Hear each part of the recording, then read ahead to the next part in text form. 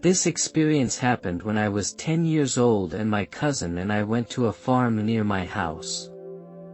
We often went there together. We brought some food with us. There we came across a stray dog and I walked up to the dog and tried to give it some food. Suddenly, it lunged at me. I was so scared. Everything behind me felt like slow motion. I can remember every moment. I remember the dog lunging at my face. I fell to the ground. It was on top of me and kept biting me. I felt like a rag doll.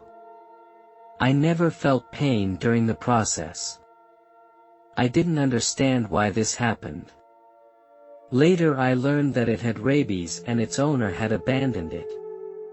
It started biting my neck and biting off a piece of my skin. If I didn't take action, I was sure I would die. At this time, my cousin came running towards me. He tried to pull the dog away from me, but his strength was too small.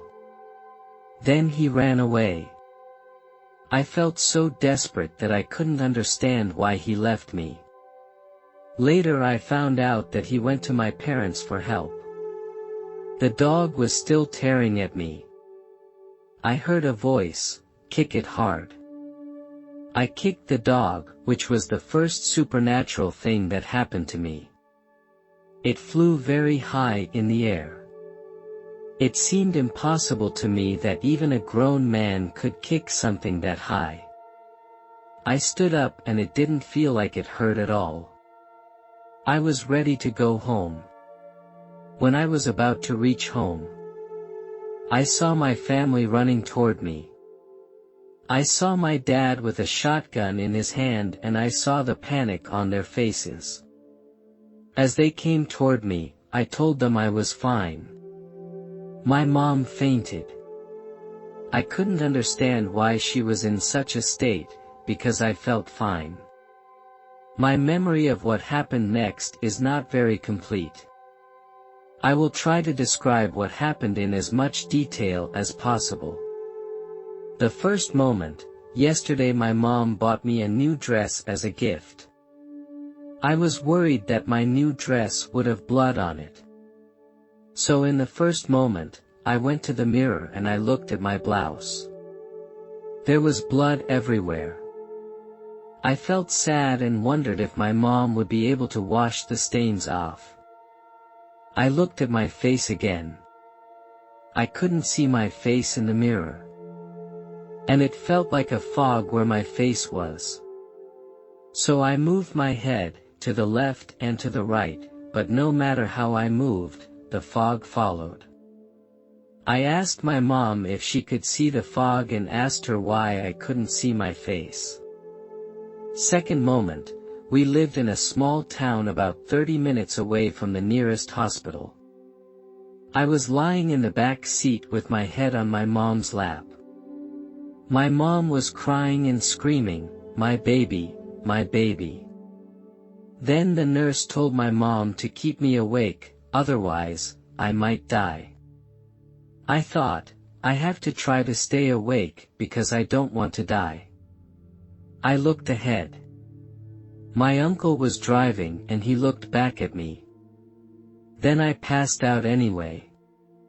The third moment, I was lying in a hospital bed. I felt very cold. I looked up and saw many doctors. They were wearing green clothes. Then came the fourth moment. I woke up again and I was out of my body. I was floating in the air and I looked down and I saw myself lying on the bed. I couldn't understand why I could see myself. Then I thought, I must be dead, and I was worried about my mom. Just as I was thinking that, suddenly, I appeared in the corridor of the hospital. I saw my mom. She kept crying and I told her I was fine, but she couldn't hear me. I felt so helpless. I tried to keep talking to her. Then the doctor came and he told her something. She started screaming and crying. I was thinking, where am I now? Where am I going now? Just then, I came to a tunnel. It started out black, and as I went up it became brighter and brighter. I knew I was going very fast. When I came to the top, everything was like a cloud, as if I was floating in a cloud. I saw 7 golden doors. Each one was as big as the Twin Towers. On the golden doors, there were gems and diamonds of various colors. Each of the gems was as big as a house. These doors were so big that it took me a long time to see the end of them. When I looked up at these doors, I didn't know which door to enter. As I was thinking about it, a light appeared in front of me on my left. I automatically drifted in that direction. It felt good. The closer I got to that light, the more obvious the feeling of being loved became. It felt like every cell in my body was filled with love. I felt like I was bursting at the seams. Then I heard someone speak to me, and I can't remember the whole conversation. I only remember this. He said to me, "It's time." I asked, "What do you mean?" He answered me, "It's time to go back." But I didn't want to go back, I wanted to stay. But he gave me the reason why I had to come back. I can't remember much of this conversation. I remember that at the end, the light also told me that my mother needed me. And I went back into my body. The next morning, I was lying in a hospital bed. I looked out the window. I saw green grass. But I had never seen such green in my life. My mother was beside me. I felt very happy. My mom was crying and my dad tried to calm her down. Then I asked them if they could also see the green grass outside the window. They must have thought I was hallucinating. Another strange thing happened, and I don't know if it had anything to do with this experience. During my coma, my aunt was also in the hospital the whole time. She was always very nice to me. Then I had a dream about her. The first thing I did was call her and I told her to go to the hospital to have her body checked. This feeling worried me so much that I called my mom in the middle of the night and talked about it, but my mom was half asleep and I guess she didn't take it seriously. I contacted my aunt again and she did have a slight cold, but other than that she felt fine. Then I told her to go to the doctor. My aunt is a strong woman. She runs a farm.